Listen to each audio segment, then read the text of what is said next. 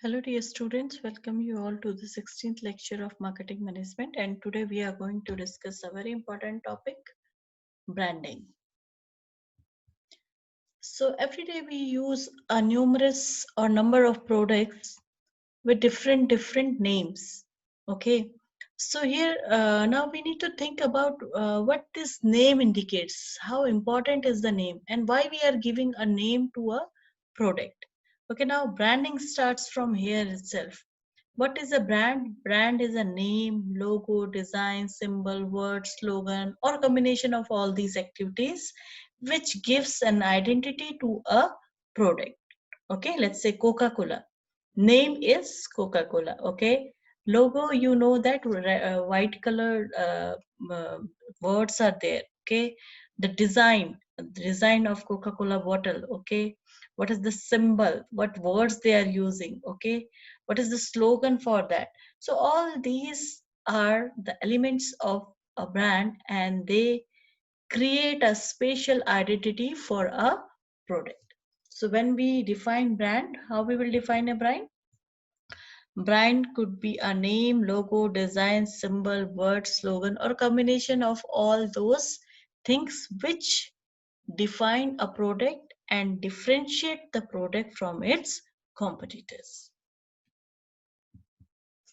Here you can see a few of very popular brand names are there. So like Nokia is a brand name, okay?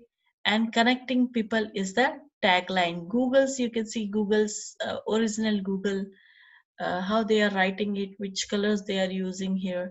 So all these are the elements of your brand. Okay, Microsoft, you know, and whenever you use your systems, you might have heard one noise or one sound. Okay, so that is also a component of Windows that is specific about Microsoft Windows. That sound you will not hear somewhere else. And KFC, you can see that the person with this white beard and hairs, you can see here, this is their logo. Pepsi, this is their logo, this is the brand name. Okay, so you can see here a lot of colors like Mozilla, you see that this colored fox here. So you can see here various colors they are using, various letters are there, jingles are there, okay, slogans are there. So all these are the elements of a brand. So when somebody asks what are the elements of brand, you can say brand name, logo, tagline. What is the tagline they are using? Like Pepsi, okay, or Coca-Cola. Thanda matlab Coca-Cola, or open the happiness nowadays. Graphics, if they are using some kind of shapes, color, sound, or pictures, sometimes they are using. Okay, so all these are the elements of a brand. Now let's see what are the different types of brands. So here we have classified the brands based on different characteristics. So first is according to the ownership. So according to the ownership, brands are of two types: manufacturer's brand and middleman's brand. Name itself saying manufacturer's brand means the product which or the brands which are owned by manufacturers like Savlon. Okay, Johnson and Johnson is owning this Savlon brand. Okay, the manufacturer himself is owning this. But in case this Apollo antiseptic liquid, Apollo is a middleman. Okay, they are the retailer of medicines. Okay, medical store Apollo or hospitals. Okay, so they are the intermediaries. They are the middlemen, and they are selling the products under their own brand name. Similarly, you can see here Himalaya face wash. It is owned by Himalaya company, that brand. Okay, but here you can see that Apollo is a middleman, and they are owning this name Tulsi face wash brand. So manufacturers brand are the brands which are owned by manufacturers, and middleman's brand, another name is private label brands. Very important, the brands which are owned and controlled by the retailers, okay, or the intermediaries, we will say those brands, middleman's brand.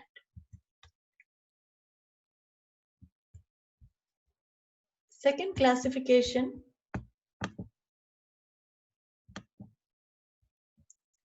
Second classification, if we will go here, I don't know what is the problem.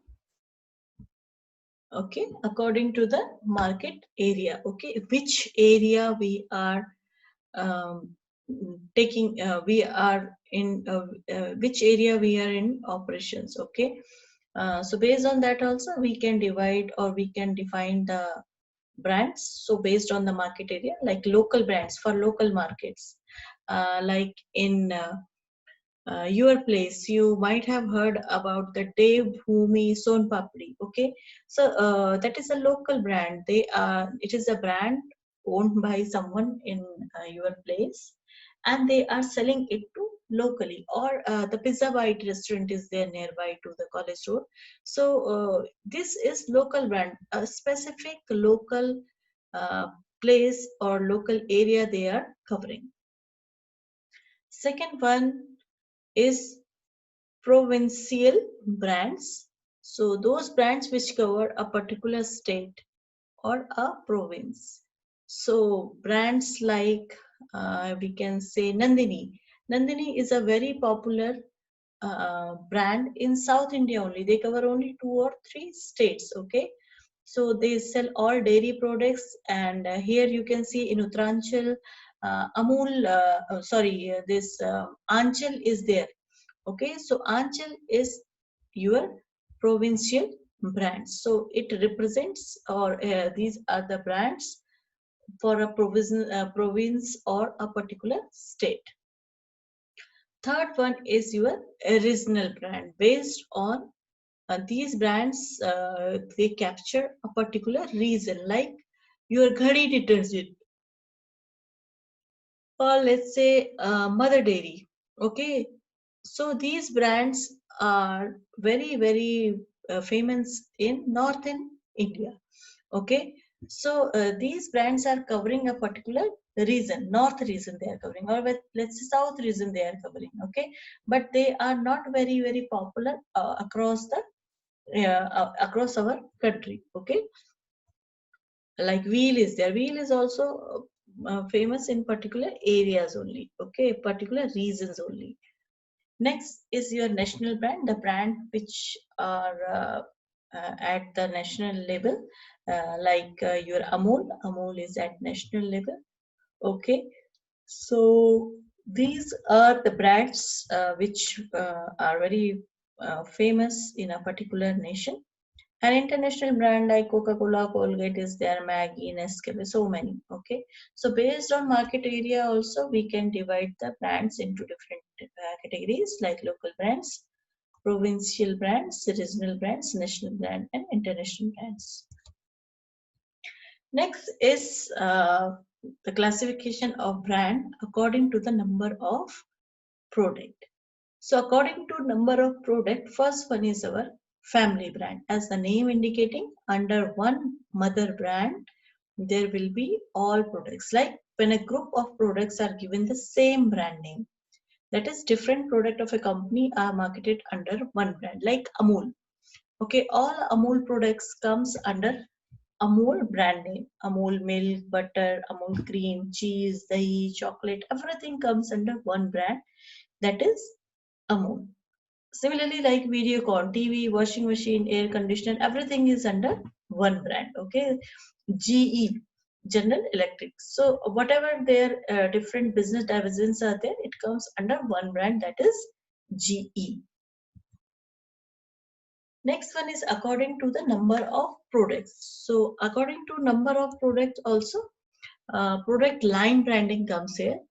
So product line means when the business or industry house use different brand names for their different product lines is called product line brand. Like let's take an example of Colgate. Okay, Colgate Sensitive is there, Colgate Gel is there, Colgate Gum Care is there, Colgate Whitener is there, or let's say Lakme. Okay, or Lakme, they have various products under the brand name Lakme 925. Lakme, they have foundations, they have lipsticks, they have that mascara and all those things. Okay, so one brand name, and once it will get successful, they will add the additional items with that particular brand. Similarly, Dove example we are taking here. So Dove anti-hair fall shampoo is there, Dove soap is there, Dove moisturizer is there. So at a particular category, once the brand get popular, so marketers, what they do, they want to reduce the risk of introducing a new product. So they add in that product line itself the product to get the equity of a very popular brand. It is called brand extension also. It may be similar or different also, but here product line brand means once a product line gets or a single product under a particular category gets popular, so the similar kind of product companies, they start selling under the similar brand name. According to number of products, next one is individual brand. Okay, so for each brand will be individual. Okay, so individual product is market different brands name for the product produced by same manufacturer is called individual brand. Means product himself or brand himself will stand alone. Okay, like PNG. Under PNG there are various brands like Tide is there, but Tide itself stand as a individual brand. Okay, or let's say Oral-B is there, or Gillette is there. So all these are a part of PNG, but these brands are standalone brands. They have their own unique identity. Customer identify those brands. Okay, so these will call individual brand, which have their own identity. They don't get the identity from the mother brand. Now, according to use, there are two types of brand: fighting brands and competitive brands. So, fighting brands, when we are saying when there is very tough competition in the market and the producer want to introduce a new product which has unique characteristics, okay, from the competitor's brand. Here we are taking the example of now cigarette introduced by ITC. So it is menthol cigarette. It is different than the regular cigarette which are there in the market. So they introduced this new cigarette in the market, but what was the uniqueness there?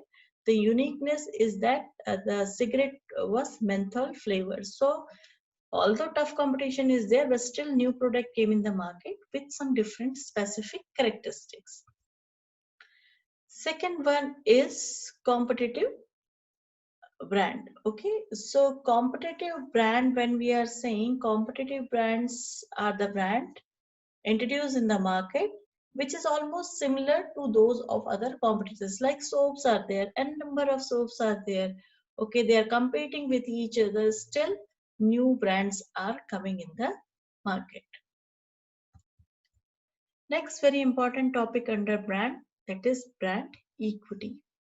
So brand equity is a phrase used in the marketing industry, refers to perceive the worth of a brand and like the social value of how well known brand name is. Okay, owning a brand, how what value you are getting and how the society is seeing the value of that brand. Okay, let's take one example, like you are owning a Apple iPhone. Okay, so what kind of value that phone is delivering to you and how the society is giving importance to that particular brand, that is called your brand equity, and it is the most important asset of any company. Next, importance of branding. How the branding is important to the customer, to the organization and society, we will learn here. So first we will see importance to customers. So for customers, branding helps to identification of a product. Okay, with the name itself you can identify the product, you can check whether the product is genuine or not. Price stability, because once the branded products are there, people they don't usually bargain for branded products, so price stability will be there. And the brand name gives the assurance of quality also. And prestige people get, like brand equity we was discussing right now. So the prestige, that most popular or luxury brands, they give the prestige to the owner, and ultimately it leads to the customer satisfaction. Now, how the branding is important for organization. So good brand name itself, good brands, they promote themselves. So companies need not to spend a lot of amount in promotion of famous branded, and it gives the legal protection to the brand. Means the competitors can't copy your product and can't use your names. And safe from competition, obviously, because it gives a unique identity to your product, and it is important to build the corporate image of the product. Next, the importance to the society. Okay, so the consumers welfare is there, because the genuine product the consumers are getting, the good quality product they are getting. And social activities are there. So many brands, if they are earning well, so they spend a lot on social activities. And good brands always they take care about the environment, and they do a lot for the protection of the environment. So last slide for today is quality of a good branding. So the good brand name should be distinctive, means it should not be common. It should be unique. It should be short and sweet, and most important, easy to pronounce. People can easily pronounce that, and it should be legally protective, and very clear and attractive name should be there. Very catchy names should be there, and people should be able to memorize it. It should be easy to pronounce and easy to remember, and it reflects the quality of your product, and it should be easy to promote also. So all these are the qualities of a good branding. So today we learn about the branding. In branding, first we have seen what is brand, what are the elements of brand. Then we have learned about the types of brand. So based on ownership, manufacturer's brand, middleman's brand, we learn. Then according to market area, 5 different types of brandings we have learned. Then according to the number of product, first one was family brand we learned, under which one brand name goes to each and every product. It is called umbrella branding also. Next is your product line brand, where with one product, similar kind of product or a similar line of products comes with one particular brand. Individual brands are there, where each brand stand alone from the mother brand. So they are able to stand alone and sell alone. Then according to use, we have seen fighting brands and competitive brands. And at the end, we have learned brand equity. Then important of branding to the customers, organization and society we have seen. And finally, we have seen the qualities of good branding. Thank you so much for watching today's lecture. I hope you understood the concept. If you have some queries, you can catch me on your WhatsApp group. Thank you so much.